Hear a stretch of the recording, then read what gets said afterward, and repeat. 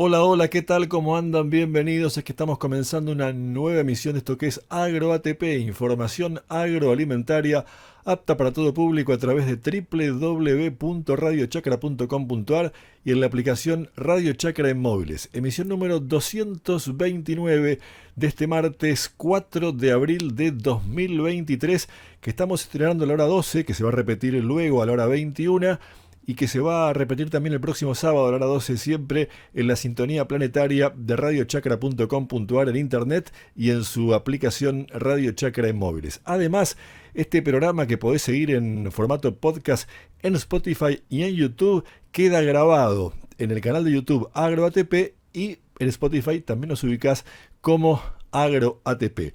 En YouTube podés disponer de los contenidos, puedes escuchar cada uno de los contenidos del programa, además de esta apertura que queda grabada, cliqueando mostrar más o más debajo de las tres líneas de descripción que están debajo del título de este video y accedes allí a un menú que tiene los contenidos, los links a cada uno de los contenidos de audio del programa. Te invitamos a que si te gusta el contenido del canal, te suscribas y le des me gusta a este contenido.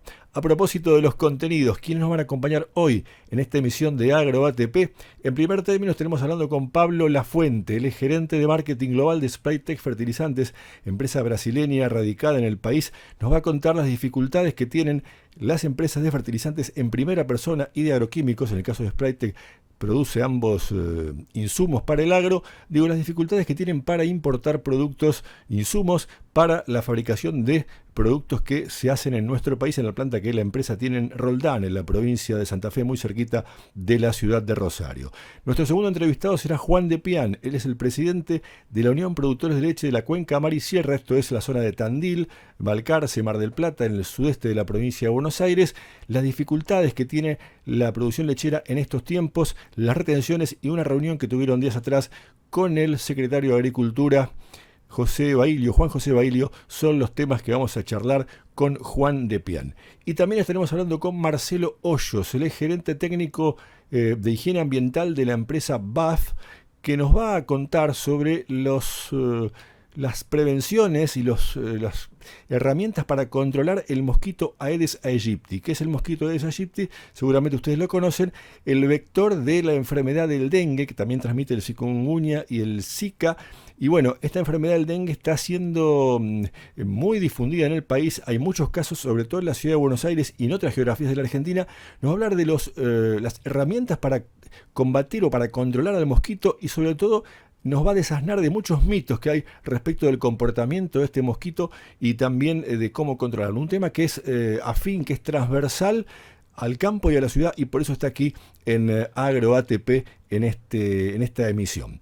Por supuesto habrá noticias, tendremos música, estaremos cerrando hoy con la cantante estadounidense Stephanie Mills y tenemos un comentario editorial, un análisis de la semana que ya comienzo a compartir con todos ustedes, porque finalmente, y tal como se preveía desde hace algunas semanas, mañana miércoles, casi una semana después del anuncio que hizo el ministro de Economía, será el propio Sergio Massa quien dé los detalles de un nuevo dólar en la Argentina, que en realidad serán dos.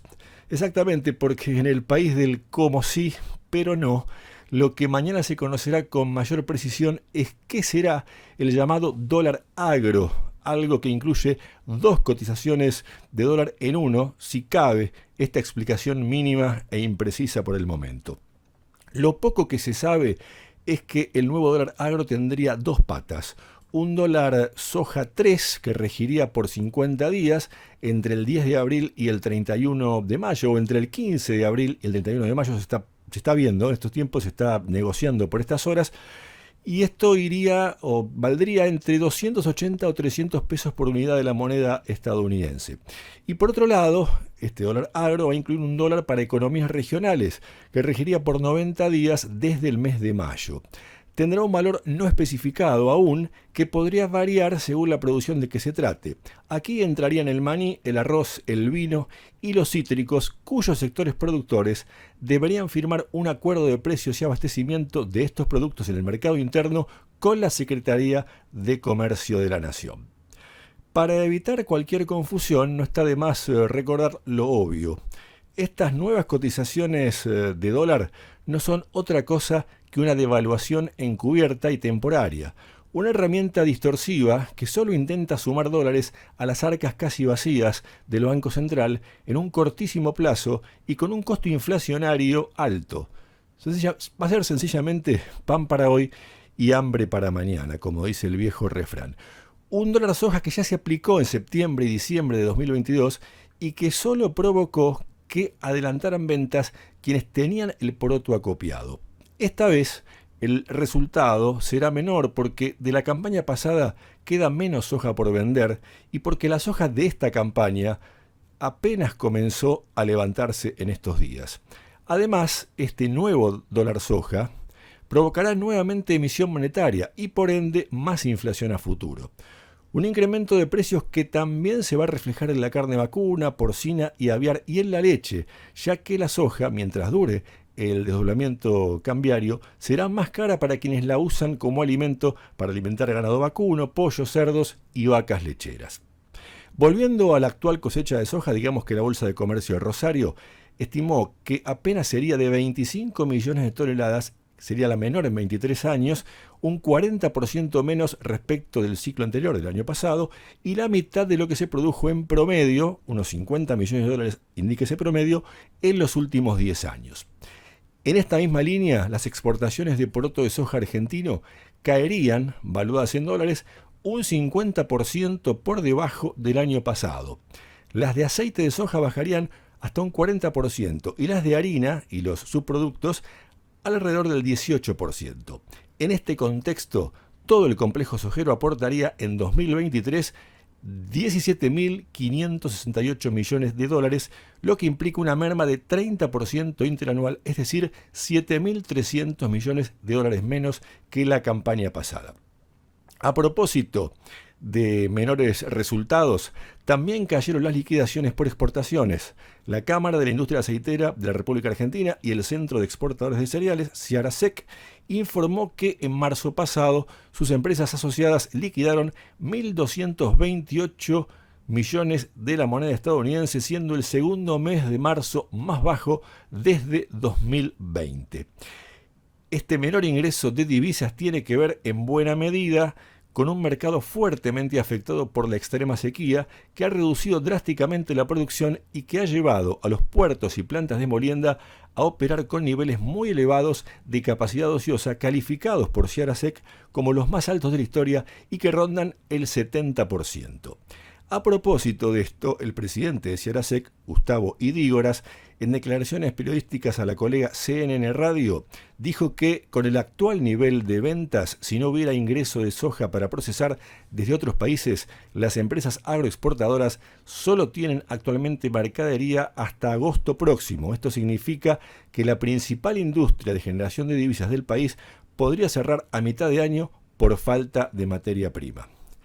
A estas situaciones, apenas unas pocas muestras de las consecuencias visibles de la sequía que se irán visibilizando más dramáticamente a medida que transcurra el año, se suma la presión impositiva al campo que sigue aumentando. Días atrás, la Federación, o la Fundación, para decir mejor, Agropecuaria para el Desarrollo de la Argentina, FADA, difundió su índice de marzo sobre la participación del Estado en la renta agrícola, que en promedio, tomando soja, maíz, trigo y girasol, da que el fisco se queda con 79,1% de la riqueza que genera el campo. Si se toma individualmente cada cultivo, el Estado se apropia del 94,1% del valor de la soja, del 62,4% del maíz, del 78,7% del trigo y del 58,3% del girasol. A estos datos hay que agregar que el índice promedio de 79,1% de este año, de este marzo de este año, es 14,3% más alto que el de marzo del año pasado. En medio de la possequía, donde lo mejor que podría hacer el gobierno es colaborar con medidas de fondo conducentes a impulsar la actividad económicamente más dinámica del país, como lo son el agro y la agroindustria, y no probando distorsiones permanentes como el dólar agro o dólar soja, sucede todo lo contrario. La semana pasada, cuando estuvo en el Congreso dando su informe de gestión, el jefe de gabinete de ministros de la Nación, Agustín Rossi, tuvo una declaración muy poco feliz. dijo que la violencia política empezó en 2008 con el conflicto agropecuario, aquel derivado de la aplicación de las retenciones móviles. La entidad o las entidades gremiales empresarias del agro que integran la mesa de enlace salieron a rechazar una acusación a la que, para rebatirla, podríamos remontarnos a 1810, pero no es el caso de este comentario. Sí podríamos suscribir uno de los comentarios que hizo Elvio Laucirica, presidente de Coninagro, una de las entidades, quien le recordó a Rossi que confrontar no suma, no disminuye la pobreza ni baja la inflación. Justamente, bajar la pobreza, esa que también la semana pasada supimos que sigue creciendo o sigue subiendo en 2022.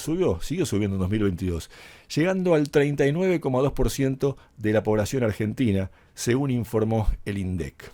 Una pobreza que en principio podría combatirse generando riqueza, esa que el agro argentino podría producir en mucho mayor proporción si los burócratas de turno supieran sobre qué deciden y lo dejaran trabajar. Estamos comenzando AgroATP, información agroalimentaria apta para todo público, emisión número 229 de este martes 4 de abril de 2023. En instante saludamos a nuestro primer invitado.